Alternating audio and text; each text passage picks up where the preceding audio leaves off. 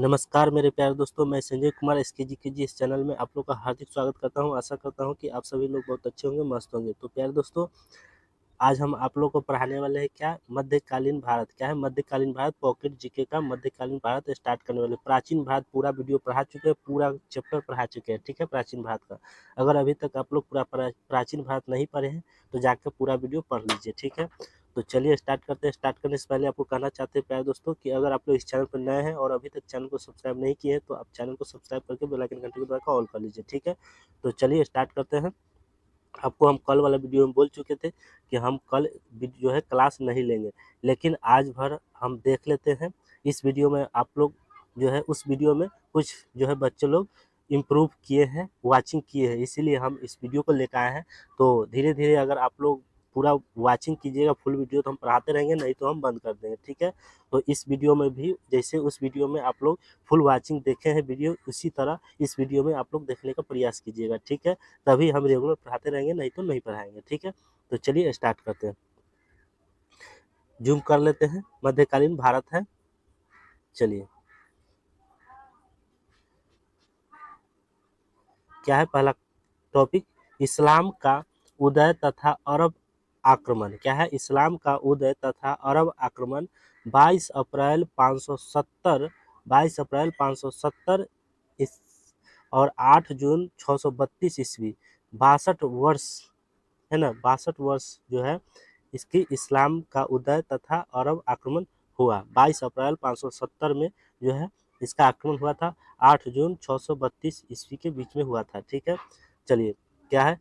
कुरान। कुरान के धार्मिक कानून को जवाबित कहा जाता है। क्या है? कुरान के धार्मिक कानून को जवाबित कहा जाता है, ठीक है। नेक्स्ट, मदीना के कुरैश तथा मुस्लिमों के बीच 3 युद्ध हुए। मदीना के कुरैश तथा मुस्लिम के बीच 3 युद्ध हुए। कितने? 3 युद्ध हुए, ठीक है। कौन कौन हुए? क्या है? जंगे बदर मार्च अप्रैल 624 ईस्वी में हुआ। जंगे उहद मार्च 625 ईस्वी में हुआ। जंगे खंदक मार्च अप्रैल 627 ईस्वी में 3 युद्ध हुआ था, ठीक है।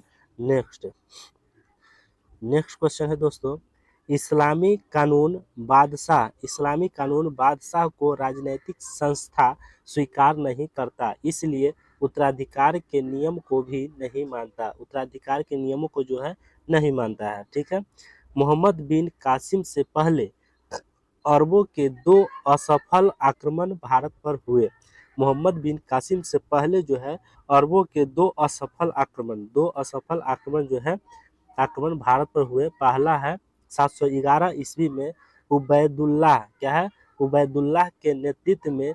दूसरा जो हुआ 711 ईस्वी में बुदैल के नेतृत्व में हुआ था। 2 आक्रमण हुआ।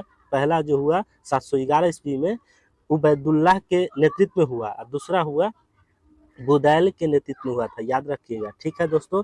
नेक्स्ट क्वेश्चन, कासिम ने 712 ईस्वी में क्या है? मकरान के रास्ते स्थल मार्ग से भारत पर हमला किया। कौन सा स्थल मार्ग से?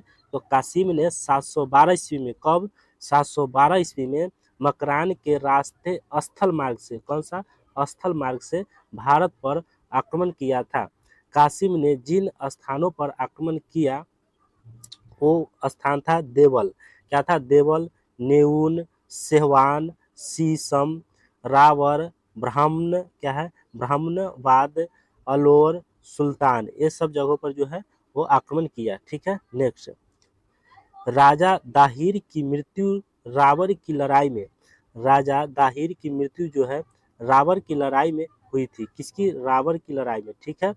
कासिम ने दाहिर की पुत्रियों सूर्य देवी तथा परिमल देवी, क्या है? परिमल देवी को ब्राह्मणवाद से पकड़ा था। क्या था? ब्रह्मांड से पकड़ा था, ठीक है।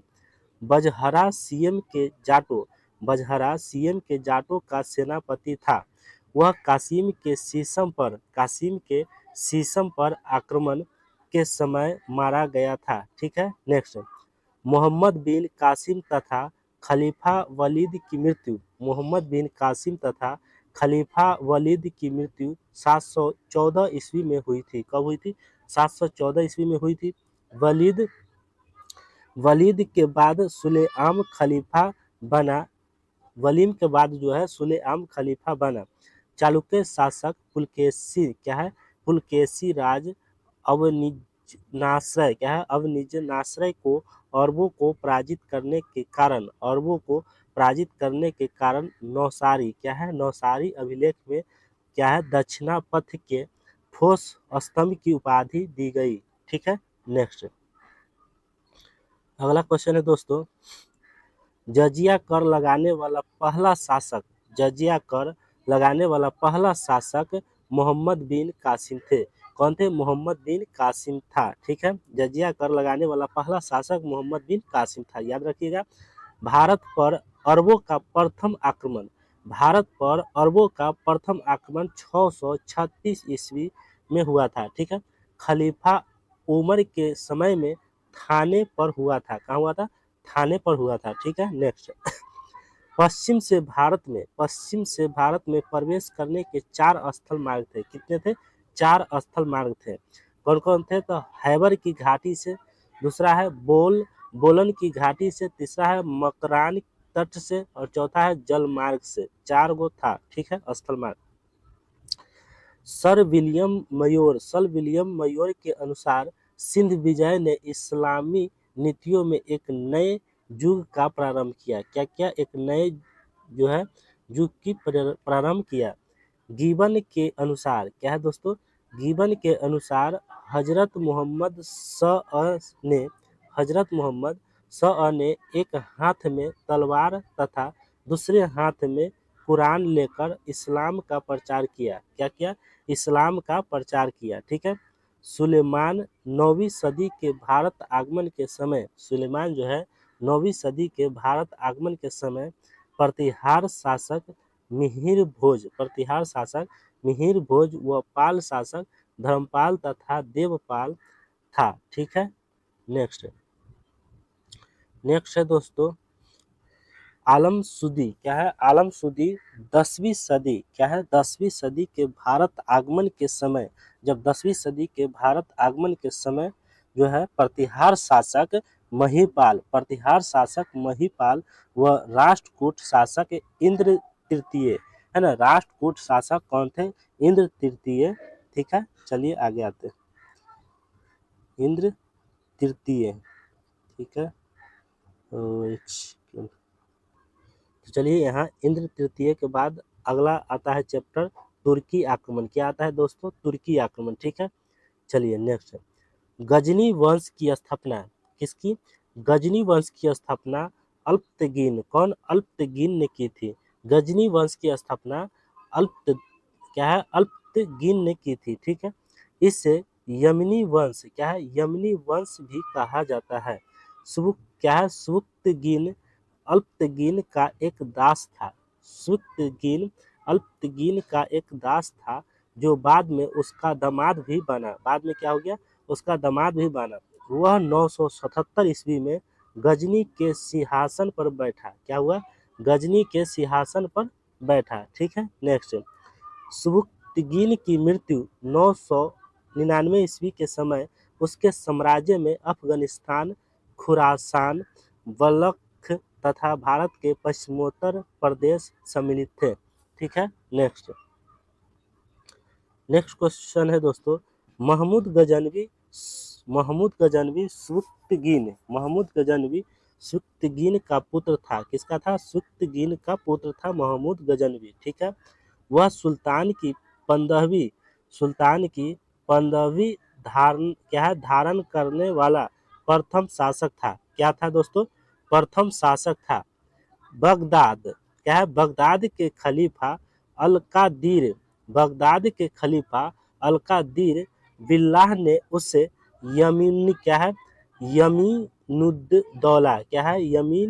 यमीनुद्दौला तथा अमीन उद मिल्लत की उपाधि दी थी। ठीक है, नेक्स्ट आगे आ जाइए दोस्तों।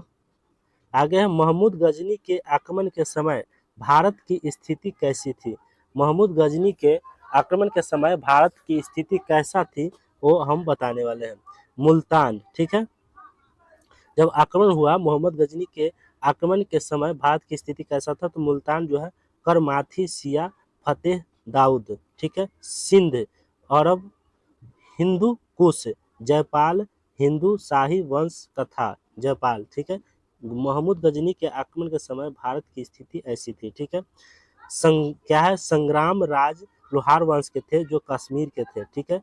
कन्नौज के रहने वाले राजपाल कौन थे, राजपाल जो प्रतिहार वंश के थे, ठीक है। बंगाल के रहने वाले महिपाल प्रथम थे जो पाल वंश के थे, ठीक है। दक्षिण भारत के रहने वाले चोल तथा चालुक्य थे। दिल्ली के रहने वाले क्या है, अनंग पाल तोमर वंश के थे, ठीक है। नेक्स्ट नेक्स्ट है दोस्तों गुजरात, क्या है, दुर्लभराज, क्या है, दुर्लभराज चालुक्य वंश से बिलोंग करते थे। बुंदेलखंड जो है चंदेल वंश के थे, ठीक है। वहिंद का युद्ध महमूद तथा आनंद पाल के बीच हुआ था। वहिंद का युद्ध महमूद तथा आनंद पाल के बीच हुआ था।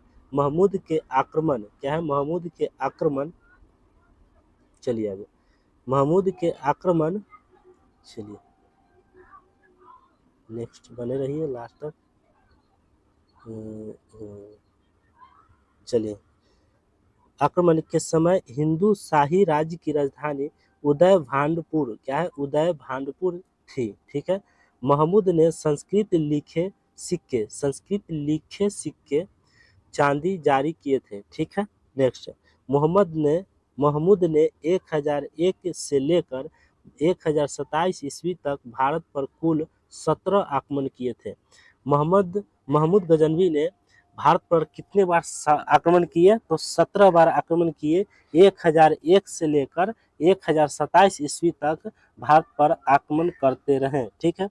कुछ प्रमुख आक्रमण ऐसे हैं, चलिए देखिए, ठीक है। प्रमुख आक्रमण, पहला आक्रमण जो है पंजाब पर किया, जो राजा जयपाल द्वारा किया गया, ठीक है। चौथा आक्रमण जो है मुल्तान जो है 1005 ईस्वी में किया, ठीक है। 12वां आक्रमण जो है कन्नौज पर हुआ, जो मथुरा में पड़ता है, वो 1018 ईस्वी में हुआ। 14वां आक्रमण जो है ग्वालियर प्लस कलिंजर में 1021 ईस्वी में हुआ। 15वां आक्रमण जो है गुजरात में हुआ, जो 1024 ईस्वी में हुआ।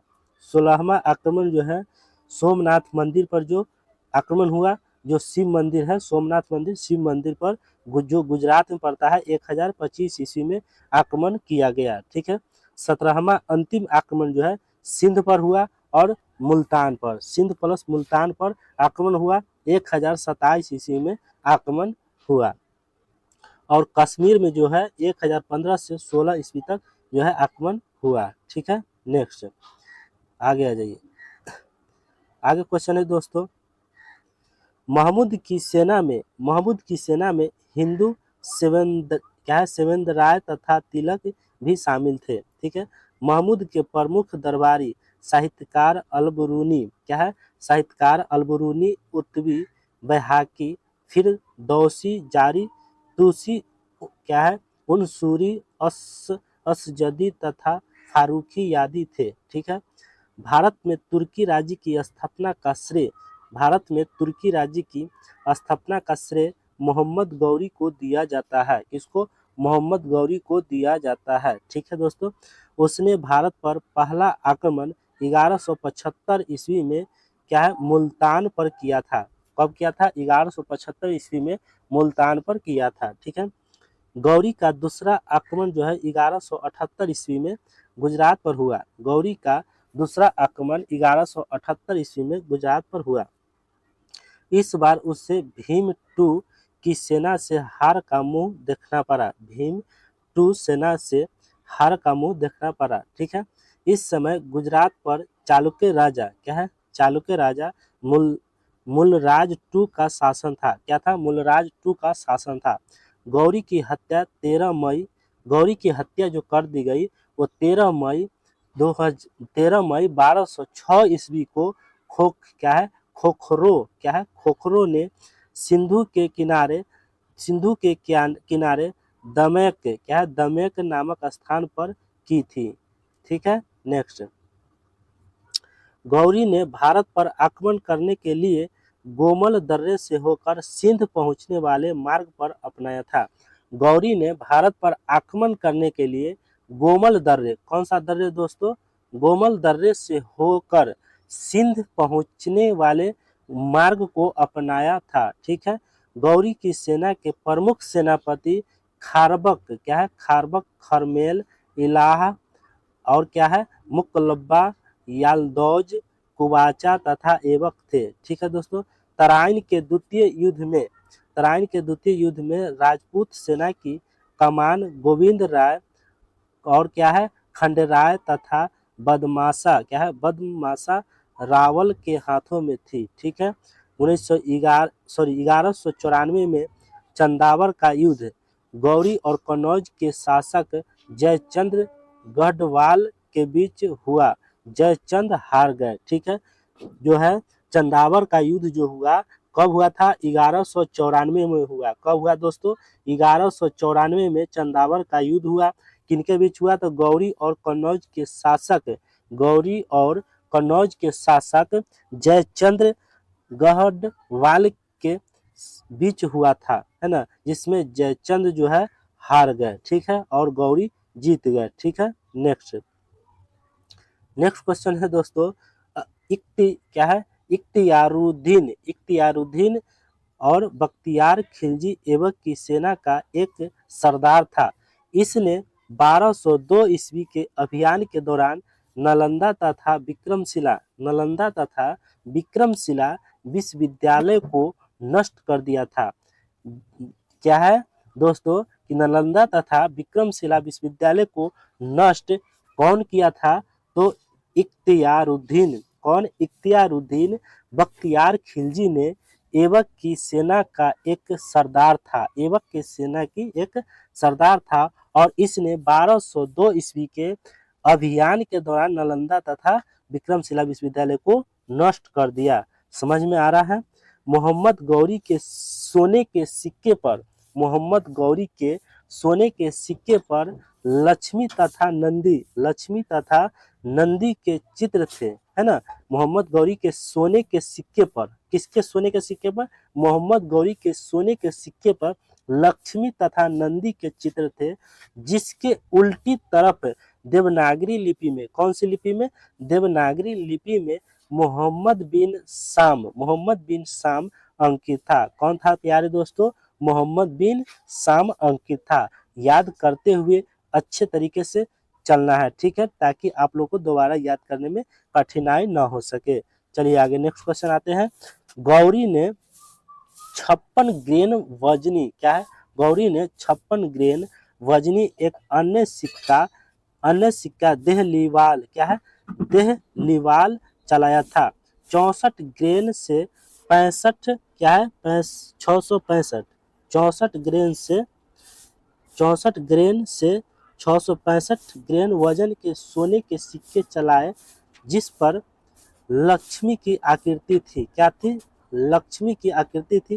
तांबे के सिक्के का वजन 37.5 से लेकर 48 ग्रेन तक था। ठीक है, यहाँ होगा प्यारे दोस्तों 66.5 होना चाहिए, है ना, 64 से लेकर 66.5 होगा। ठीक है, नेक्स्ट, उत्तर भारत पर तुर्कों का विजय का एक महत्वपूर्ण पहलू नगरीय क्रांति थी। क्या थी, एक नगरीय क्रांति थी जो प्रोफेसर मोहम्मद हबीब था। ठीक है दोस्तों।